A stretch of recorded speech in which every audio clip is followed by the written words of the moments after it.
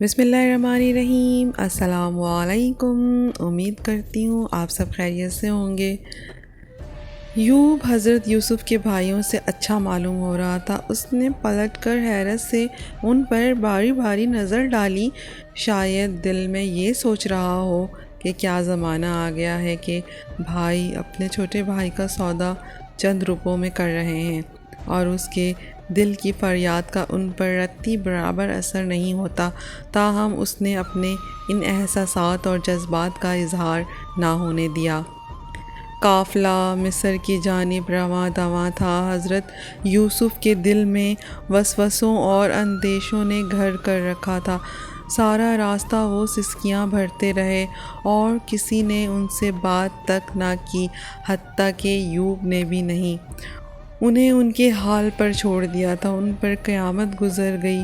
ان کی فریاد نے زمین و آسمان کو ہلا دیا۔ فضائیں کانپ گئیں، لیکن ان کے بے حس بھائیوں پر ذرا برابر اثر نہ ہوا۔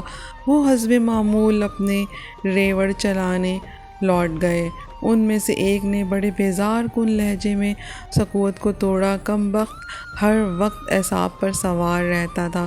شکر ہے جان چھوٹ گئی، کھانا پینا حرام کر رکھا تھا، آج تو ڈٹ کے کھائیں گے۔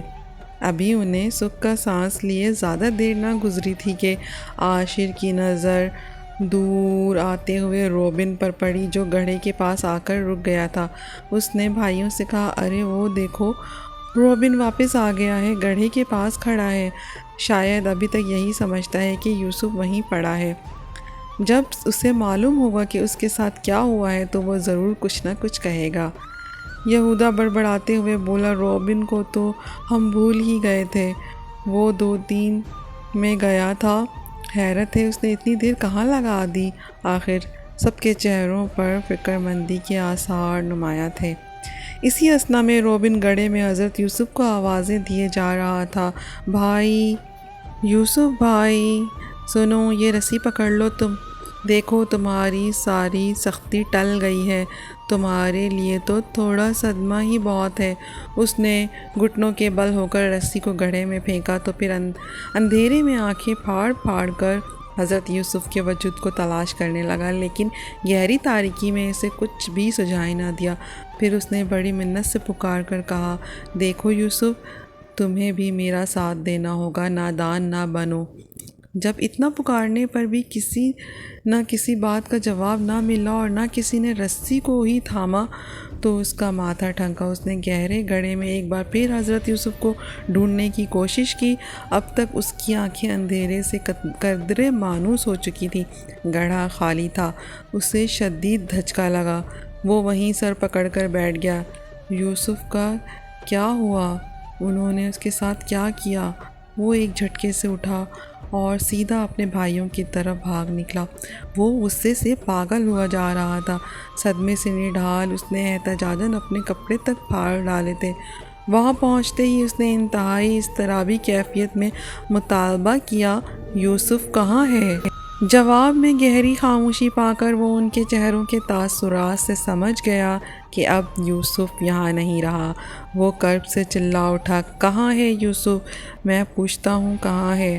یہودا جواب دو، پہلوٹا ہونے کے ناطے میرا حق ہے کہ میں جانوں کہ تم نے اس کے ساتھ کیا کیا ہے۔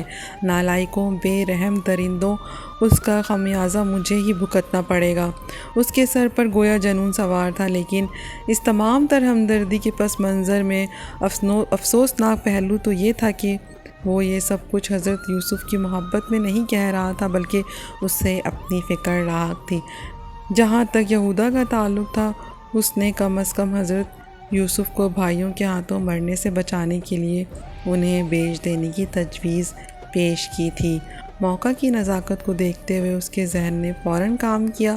اس نے حضرت یوسف کا چوغا نکالا اور اسے دکھاتے ہوئے سارا قصہ روبن کو کہہ سنایا۔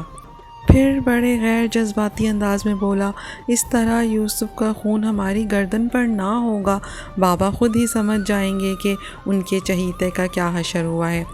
ہمارا کام فقط اتنا ہے کہ اس کے چوغے کو بکرے کے خون میں ڈبو کر بابا کو دکھا دیں اور بس، آگے وہ جو چاہیں اندازہ لگا لیں۔ پھر یہودا نے سب کو اپنی تیز چپتی ہوئی آنکھوں سے دیکھتے ہوئے مہر لگا دی۔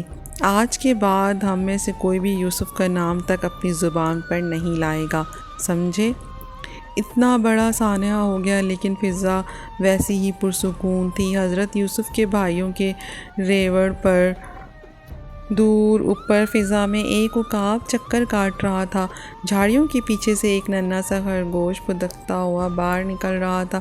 شہد کی مکھیوں کی بھنبھناہٹ فضا میں رس گھول رہی تھی اور پرندوں کی چہچہاہٹ نے ماحول کو نمگین بنا ڈالا تھا۔ ایسے میں حضرت یوسف کے بھائی اپنی اندرونی کشمکش پر غالب آ کر زندگی کو معمول پر لانے کی کوشش میں مصروف تھے، لیکن ہزار کاوش کے باوجود اپنی روح میں چبھے اس کانٹے کو نکالنے میں کامیاب نہ ہو سکے جو آئندہ 25 سال تک ان کے لیے ناسور بننے والا تھا۔ شام کے سائے ڈھلنے لگے تھے۔ برادران یوسف اپنی خیمہ بستی کی طرف ریوڑ ہکائے لیے جا رہے تھے۔ سورج دور افق کے پار تاریکی میں ایک بڑی سرخ گیند کی مانند لڑھکتا ہوا غروب ہو رہا تھا۔ جیسے ہی وہ اپنے خیموں کے پاس پہنچے، ادا اور انوس نے انہیں بڑے پیار بھرے انداز میں سلام کیا۔ انور گوشت بھون رہا تھا اور پاس ہی ادا آٹا گوندنے میں مصروف تھی۔